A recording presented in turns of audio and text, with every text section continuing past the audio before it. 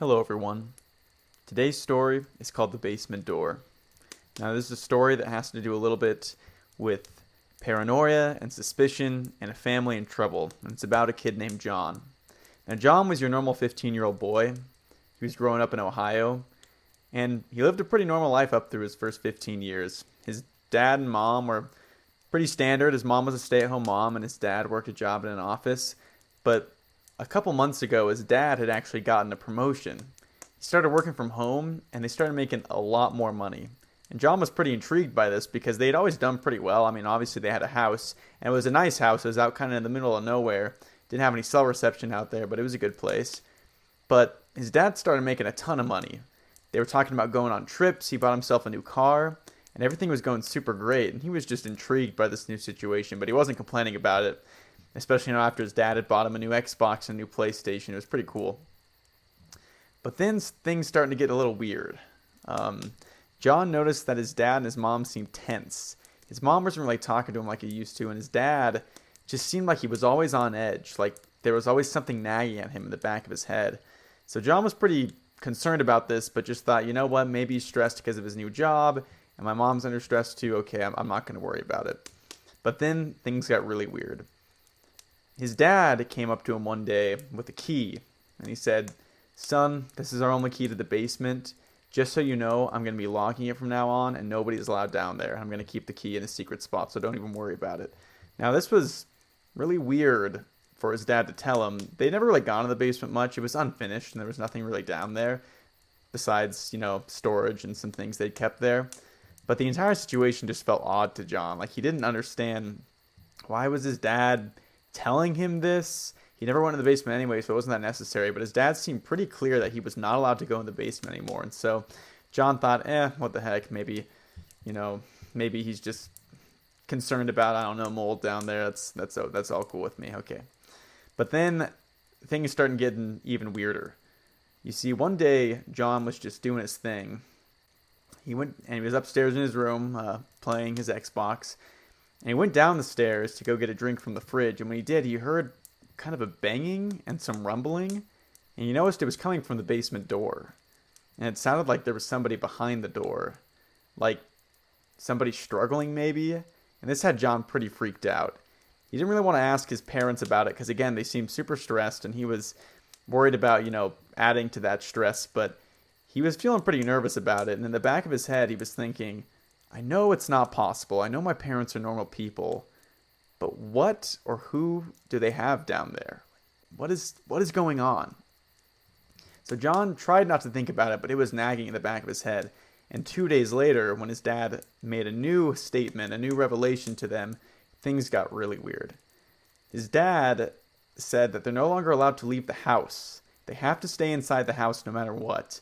And at this point, John's getting pretty freaked out. He doesn't know why. He asked his dad, why can't we leave? And the dad just said, you do what I say, and we got to stay in here, and we'll all be fine.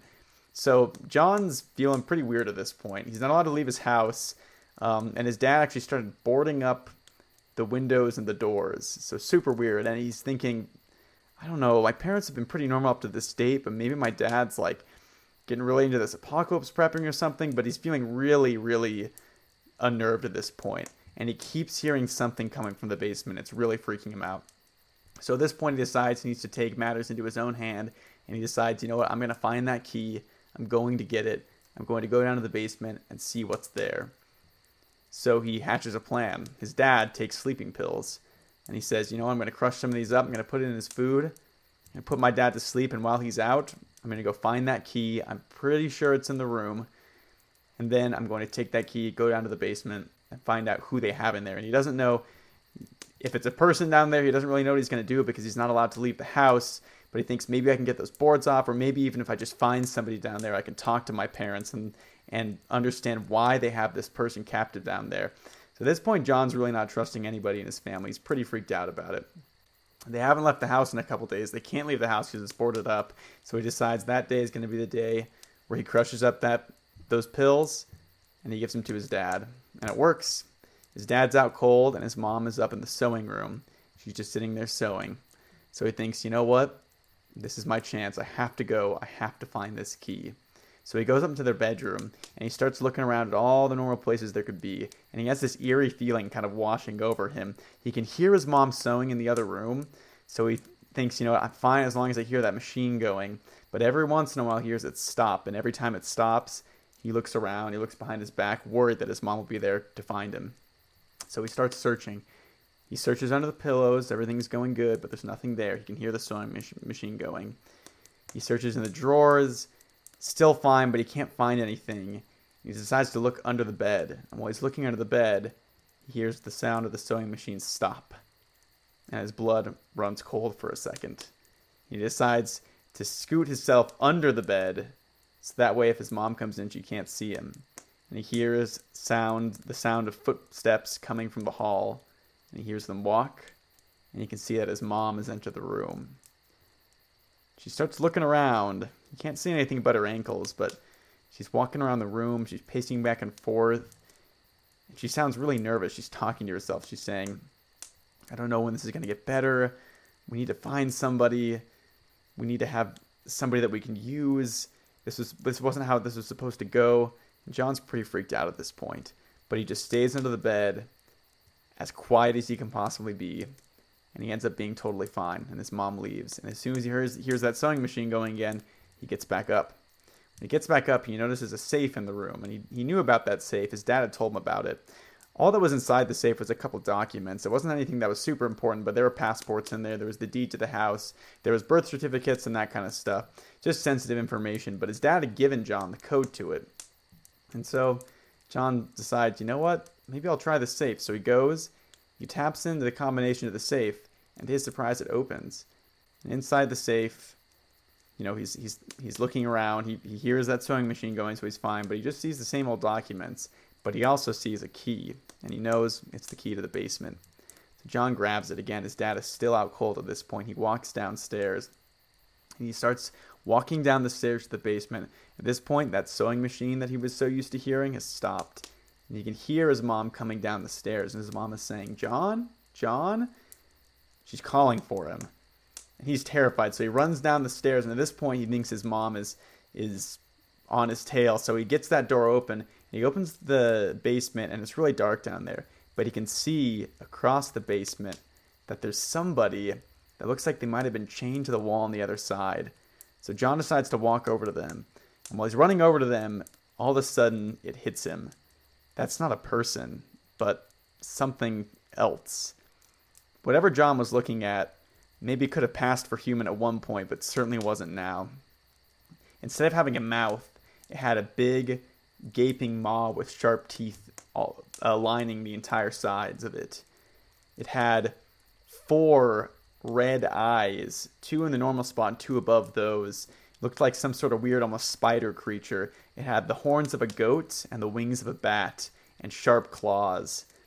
And at this point, John was terrified, and he hears his mom from behind him, and his mom is screaming, John, get out of there, get out of there, get out of there. Please get out of there, please, no, no, no. And John is just sitting there freaking out. He starts to turn back, and this creature starts talking to him. And it says, oh, so you've brought me an offering finally. And John's blood runs cold. He doesn't know what this creature is, but the sound of its voice makes every single hair on his body stand up. So scared at this point, John looks back and he sees his mom, and his mom is now not yelling at John, but at this creature. And she says, no, no, no, this isn't the offering. We told you we'd find somebody. We told you you'd get somebody else. Please, no, not him, not him. And John doesn't know what to do. But the creature says, we had a deal. This is your offering. And John feels something grab at its leg. He sees some sort of snake-like tentacle grabbing at his ankle, and it pulls him down. And it's pulling him further towards this creature, and his mom is screaming, no, no, not him, not John, please, no, not him. But it's too late. As John looks back, all he sees is the gaping mouth of this creature, and it opens impossibly wide, and it swallows him whole. And then, John didn't see anything. John was gone. This family, after this incident, didn't know what to do with themselves. But they still remained rich. They had all the money in the world, but they never did leave their house again. We're not entirely sure if whatever they found in that basement, whatever was down there, is still down there, or whether the offering was sufficient and it decided to leave. But either way, there was something in the basement, and John was the unfortunate person that found out what it was. Thank you so much for listening to this story. Just something I thought of, something I thought would be a little creepy, a little bit of a cosmic horror, kind of eldritch stuff. Again, thank you so much for watching. Please like and comment and subscribe to the channel. I'm just trying to make, a horror channel that relies solely on my original creations, and I really hope you guys enjoy it. Please, if this creeped you out, let me know. If it was cheesy, let me know. Whatever you want. I can take your criticism. I can take your compliments. I'll take whatever. But thank you so much for watching the video, and I'll see you guys later. Bye.